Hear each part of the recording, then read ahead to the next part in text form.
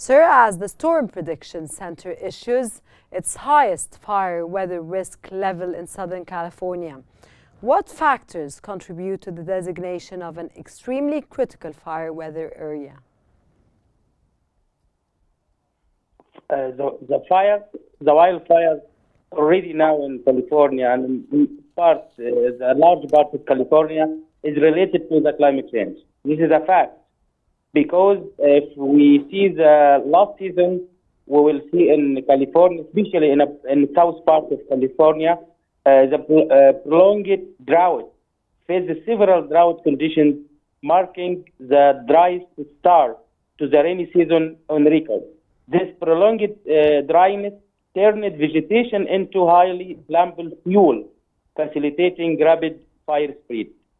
And in addition to extreme winds, if we see it's unusually strong Santana winds with hurricane force gusts reaching up to 100 miles per hour, and intensive the fires by spreading over large distance and hiding fighting efforts.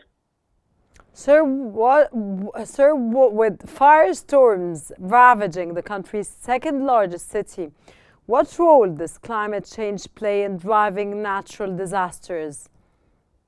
Now, climate change attacks every mile on the earth, in the surface of the earth. No country avoids the climate change extreme and climate change impact. If we see the rising global temperature have increased atmospheric dryness, leading to more frequent and intensive droughts.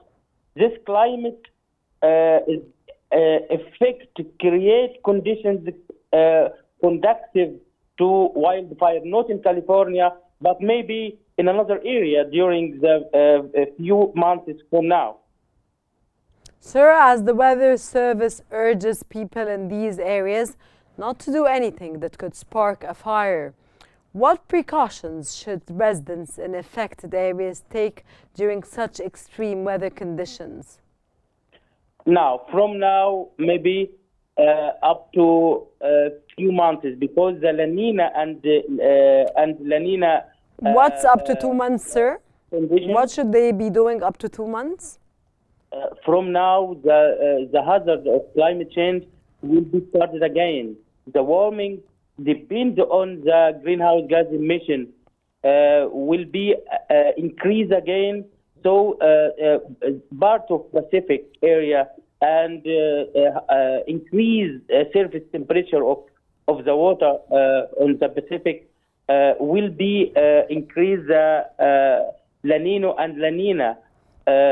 For that, we expected, and all the models expected, the extreme weather event will increase during a few months from now. Perfect, sir. Can you please answer my question? What precautions should residents in affected areas take during such extreme weather conditions, sir?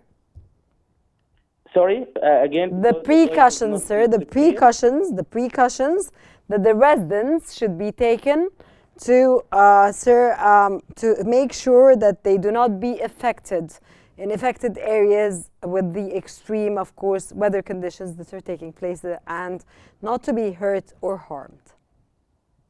The precautions for the people there. Yes, exactly, sir. Because now the strange of the climate change is expecting of the climate change now is very difficult. If we have a good accuracy model, but the extreme wind is now, this is maybe the first time to be increased like this. For that, the precaution is we have to maintain the forest. We have to maintain all the dried trees in the forest. We have to avoid all the dry trees, and we have to make a green border for the cities very close to the forest. Sir, the United States government will issue a one-time payment worth, U.S. President, of course, Joe Biden, has pledged a one-time payment worth $770 to wildfire victims, to the victims of the fires, sir, that took place. Will the aid provided, along with other initiatives, be sufficient to help victims recover in the short term? For the short term? Okay. Sir, again, I'll ask you the question.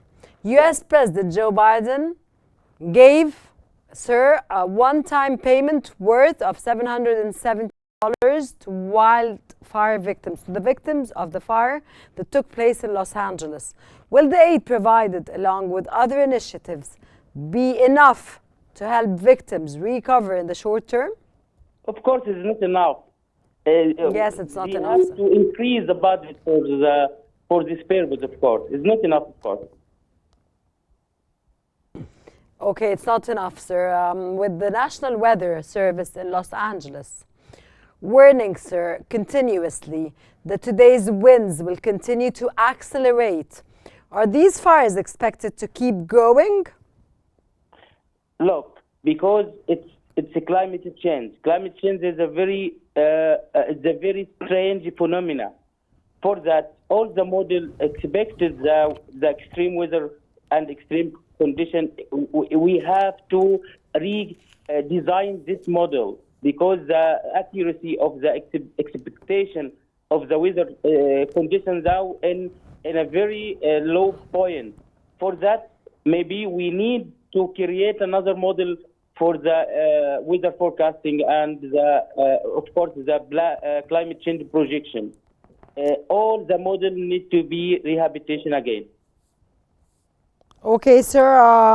It is very clear that the Weather Service is urging people in these areas, of course, which we mentioned, which is, of course, sir, very areas full of wildfire. They have urged the people not to do anything that could spark fire.